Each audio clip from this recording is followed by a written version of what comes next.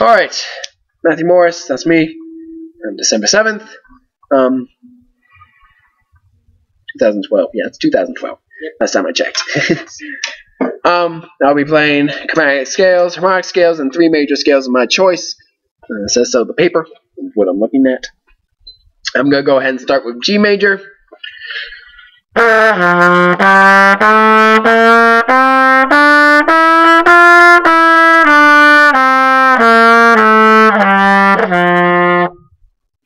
Yes, it was supposed to be slurred up and tongued down, but I messed up, so sorry about that. I'll go ahead with A major next.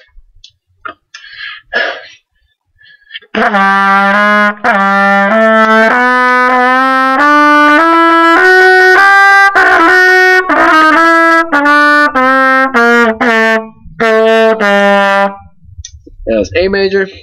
C major is next. Yep.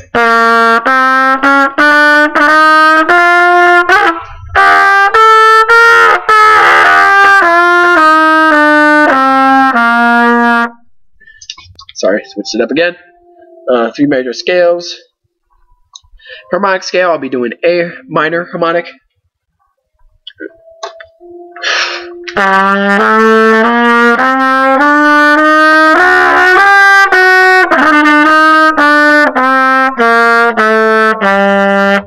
And chromatic from C all the way up to no, C up to C. Yeah, just an octave. Yep. Chromatic scale, C up to C. Yep.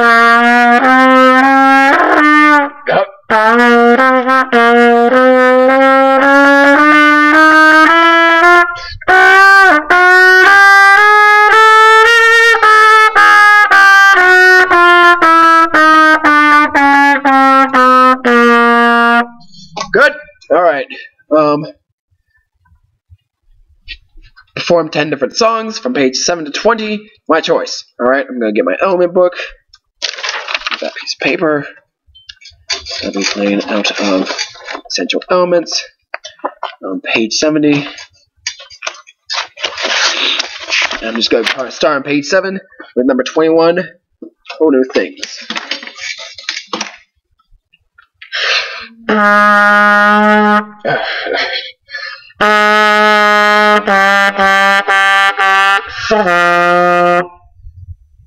Crap. There it is.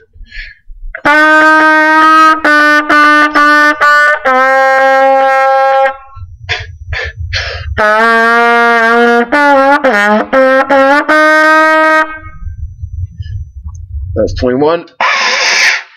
23 is next.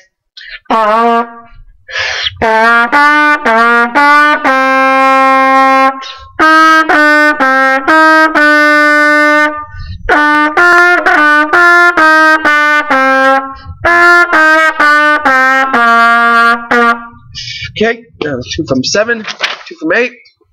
I'm playing All Clara Du La Lune, number 28.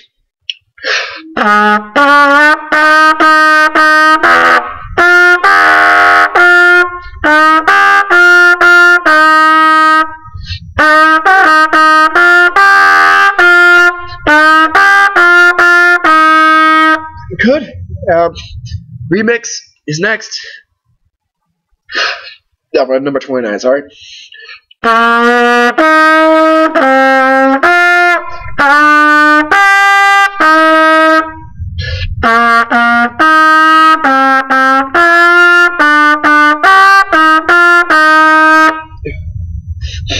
Okay, that's 2 from 8. That makes 4. I'm going to do number 9, page 9, 34. Do it all day.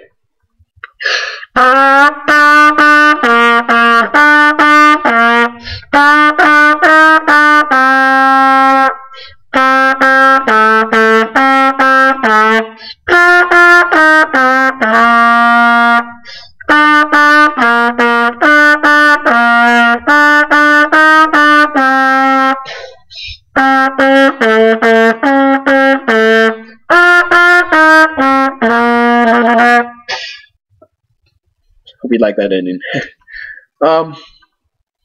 In the mood, spirit mood, Christmas mood, Jingle Bells is next, number 38.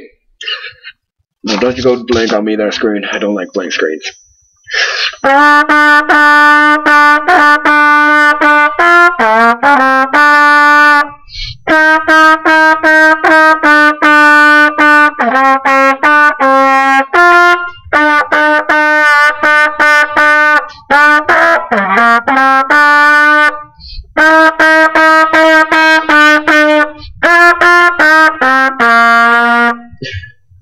Cool, that makes 6. 41 is next, 8th note jam.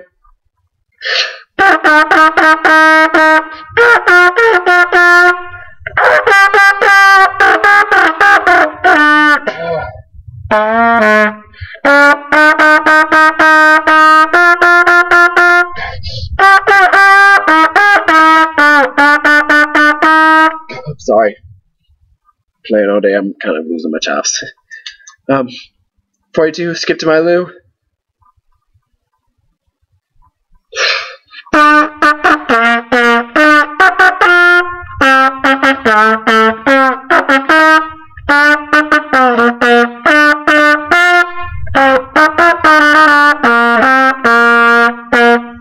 Good.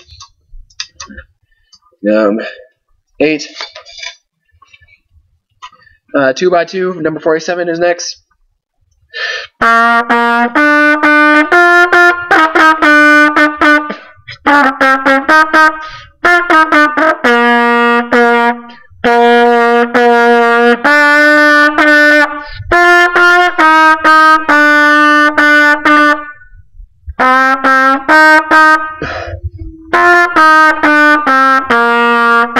There it goes.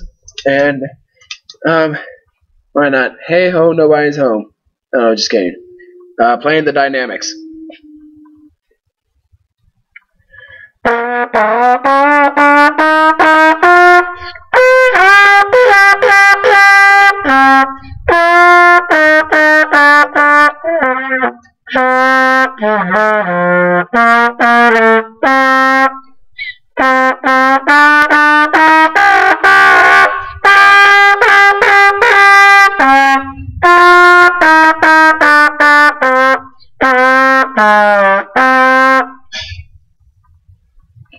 Alright, next I will be explaining some different types of things, ideal mouthpiece placement, and how to buzz your mouthpiece. As first, ideal mouthpiece placement is on the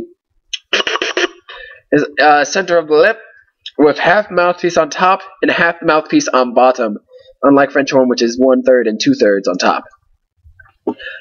Next will be how to buzz. When you're buzzing, you want to have the sound and the aw in the back of the throat to keep it nice and open. And then you want to have a small aperture out the front of your mouth, where you want to breathe slower or fast air, depending on what note it is. Yes. Now the tongue. Next, tonguing is, to me, I think of it as taw. That way I can keep a nice firm articulation, while I'm also keeping the throat nice and open. I can do that. So we have taw, taw, taw, taw. Make sure the tongue is hitting the back of the teeth. Taw, taw, taw, taw, taw, taw, taw. Or sorry, the back top of the teeth. Taw, taw, taw. You don't want to have it too low. Taw, taw, taw, taw. That makes it a bit disgusting and not really worth listening to. How to appropriately hold the trumpet. How you want to hold the trumpet is like this. You want to have your thumb in the back behind the valves, and your fingers will wrap around there. And depending on where the ring is, for me it's particularly where my ring finger is located at, and so I put that in there. Some people like having their middle finger in there because it's just a bit more comfortable, all just depending on how it goes. Next is the right hand. Pinky goes inside the little ring right you have there, and your fingers will go on the third, second, and first valve. Make sure they're pointed up because you do not want to press down on sideways. That will destroy the horn. That's bad. And your thumb will actually go in between the first and second valve just in this little space. They will start to complain about it hurting. Trust me, I've worked at Holy Angels. Like, it hurts. It's like, I know it does, but I'm sorry. But that is how you probably hold an instrument. To oil your valves, what you want to do is go ahead and unscrew your valves. Take your oil.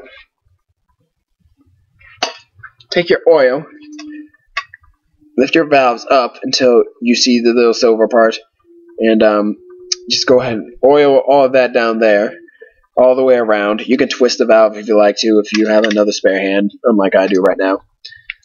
Give it a good twirl around. But the most important part when you're doing this is that you remember to listen for the click. That means the valve is back in place of where it should be. If you don't hear that click, it can cut off the air, and then your student will not be able to play, so it's always important to do that. Alright. And you can do that to all 3 of your valves. Some of the oil will leak out of these bottom hoses right here, so you might want to go ahead and get a protector, just in case you have a girl trumpet player, and, it gets on their pants. They might not like that, or they might find it disgusting. Next is doing lip slurs. Now these are important. First would be a G to C. So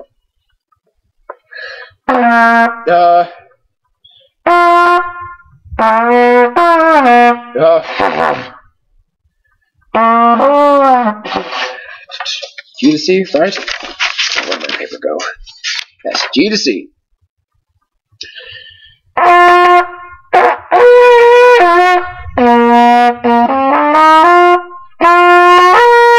There it is. So if you also have the spit problem, there's a wonderful spit valve down here.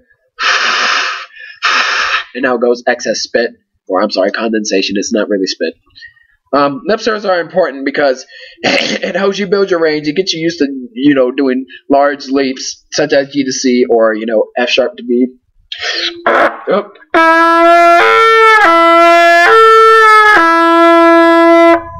It also gets your mouth used to, going from getting smaller and making more adjustments. So it's kind of like muscle memory. Like when you see that note, you know where your lips are going to be and how your fingers are going to work.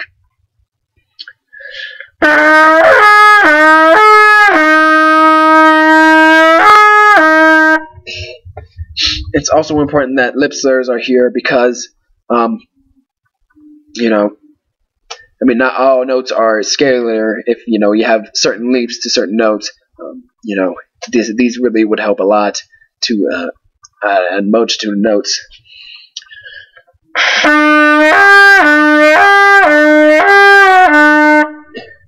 And with the lip slurs, I wasn't very sure if we had to play these. It's just a demonstration. I just thought. And with lip slurs, it also can help your airstream. You know how much air you have to use to get to each note, going from top to bottom, and also bottom from top. So that's important. And that is my trumpet playing quiz. Have a nice day.